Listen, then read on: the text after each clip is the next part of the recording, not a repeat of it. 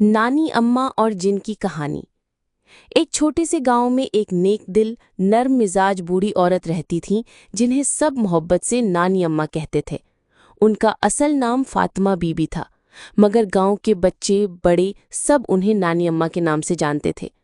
वो हमेशा कुरान पढ़ती रहती, बच्चों को दुआएं देती, बीमारों के लिए दवा और तावीज़ बनाती और हर एक की मदद करती। एक पुराना राज। नानी अम्मा का घर गांव के किनारे एक पुराने बरगद के दरख्त के पास था। वो दरख्त बहुत बड़ा और पुराना था, जिसके बारे में मशहूर था कि वहां जिन्नात का बसेरा है। लोग उसके करीब जाने से डरते थे, मगर नानी अम्मा हमेशा वहां बैठकर तस्बीह पढ़ती।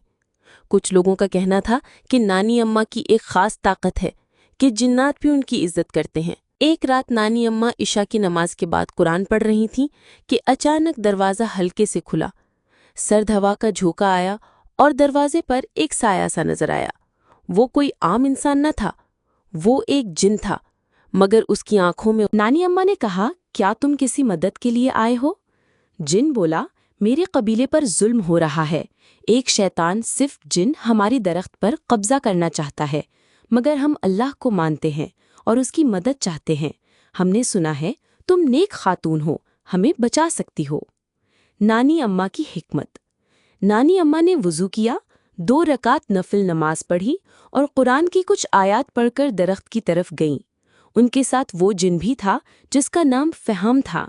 दरख्त के करीब पहुंचते ही फिजा में अजीब सी घुटन छा गई। नानी अम्मा ने सूरह यासीन, आयतुल कुर्सी और सूरह जिन की तिलावत की। अचानक एक खौफनाक आवाज़ गूंजी। वो शैतान जिन था। नानी अम्मा ने पुरसुकून अंदाज में कहा, ये ज़मीन अल्लाह की है, तुम्हारी नहीं। अगर तुम यहाँ से ना गए तो अल्लाह का अजाब तुम पर आ गिरेगा। शैतान जिन ने जोर आजमाई की, मगर नानी अम्मा के वर्द और फहाम के कबीले की दुआ से वो कमज़ोर होता गया और आखिरकार एक चीख के साथ वो गायब हो गया। गांव की हिफाजत। उस रात के बाद वो दरख्त फिर से पुरसुकून हो गया। फहाम और उसके साथी जिन्नात नानी अम्मा के शुक्रगुजार हुए और वादा किया कि जब तक वो जिंदा है इस गांव को कोई जिन, कोई साया, कोई शैतान नुकसान नहीं पहुंचा सकता। नानी अम्मा ने सिर्फ इतना कहा, ताकत अल्लाह की है। मैं नेकी, दुआ और ईमान की ताकत हर बला को शिकस्त दे सकती है।